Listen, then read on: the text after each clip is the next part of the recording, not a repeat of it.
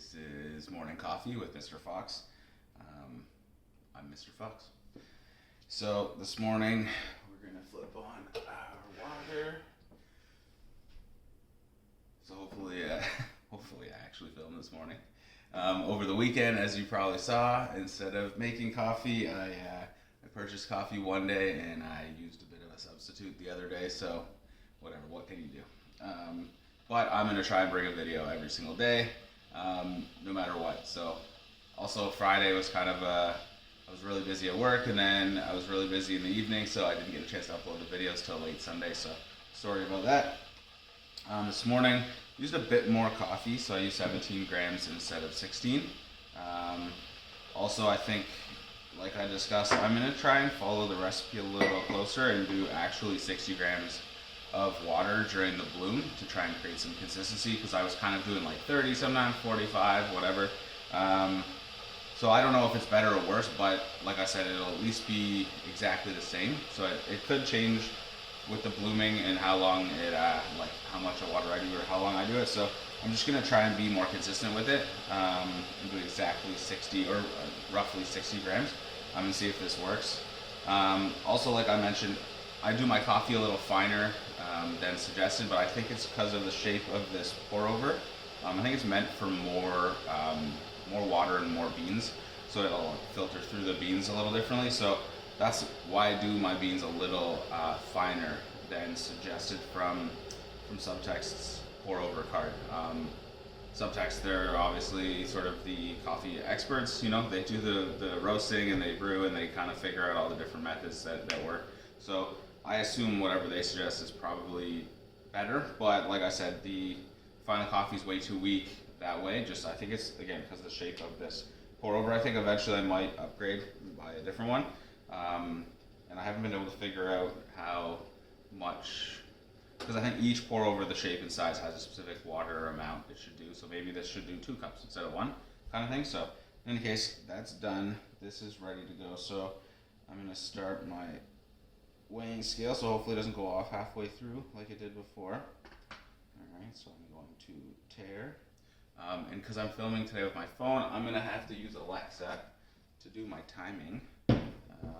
So I'm going to have to yell a little bit. So Alexa, start a 3-minute timer. 3 minutes, starting now. Alright, so that's about 60. So it's kind of interesting. There's a lot of different methods, or not methods, like tips or different things people do. So it's kind of interesting. You can kind of do it a bunch of different ways. Like a lot of people during the bloom, they'll stir, and then a lot of people won't, and they have their different reasons for why or why not. So like I said before, I think it's about doing it consistently so that you can. I'm gonna pour the rest to 130.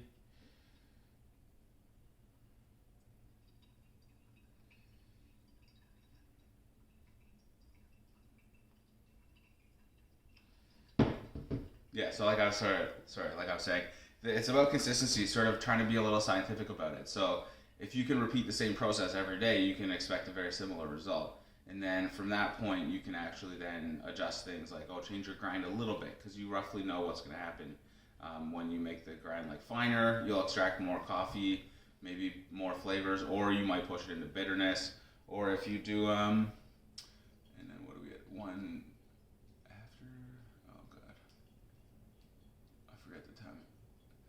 So is it at 30 seconds?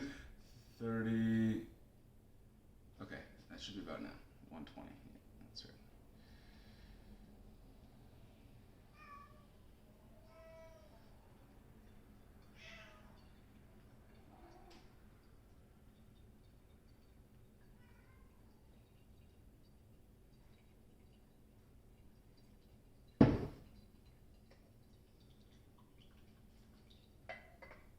Sorry, I was a little confused. It was too hard. Like I was trying to think too quickly. It's a little early. I'm kind of tired. So at 30 seconds, I start the pour. So 0 is the bloom. 30 seconds I do to 130, and then if I'm doing a timer, obviously it's counting down. So at 120 seconds, there should be 240 seconds left. So I have to remember that. And I was actually roughly on time there. Mine is just not working like it needs to. Hopefully, this coffee will get me going for work because I got a busy day ahead of me for work too. So, this is brewing. Another tip actually that I noticed or someone mentioned was pay attention to how long it takes the water to go through the beans. And I guess if it's the ideal amount of time for the method that I'm doing, you should finish, like this should finish roughly around 3 minutes, give or take. So I'm looking here, there's about 15 seconds left. It's still dripping a little, I guess, but it does look like all the water's basically gone through.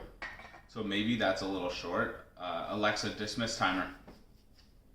3 minute time. And again, I do think it's because of the shape of this pour over. So it's really like, if you can imagine a cone, right, there'll be more beans for it to pass through. But as you widen the bottom, the beans will shrink, so there'll be less beans to pass through. So I do feel like this should have more beans in it to create a thicker filter. Hey buddy, what's your problem? What's going on? We're making a video. Say hello. Hello.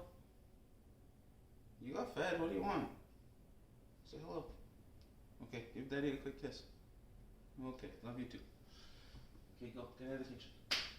Go, get out. Okay, so this is pretty much done. I'm going to have some in a minute, so see you there.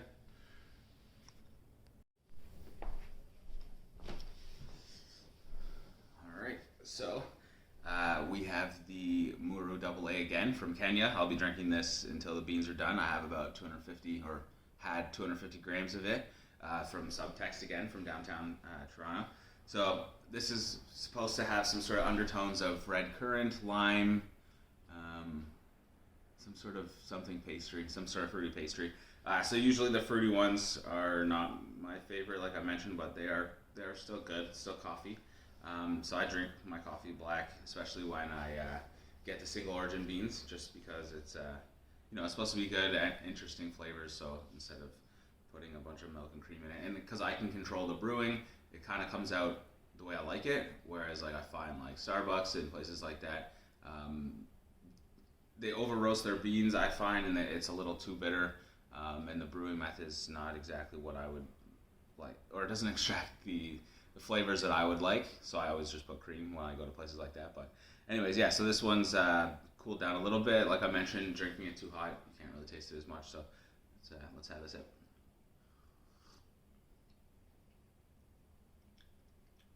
Yeah, so it's a little, I'm not sure if it's the limey flavors or maybe it's a little too astringent. So I think adding an extra gram of beans allowed the coffee to, I guess, not extract as much, or extract less because there's more beans. So if you can imagine, like, there's a certain amount of water going through the beans. If you have less, then you'll have more water to bean ratio, so then you'll get it further through the brewing process, get it more into the astringent level, into the bitterness level, I think. I don't know, I always get a little confused about adding more coffee beans versus more water, but I think it's in this case, I think I put too much beans. I'm gonna go back to a little less beans. It was an interesting try though.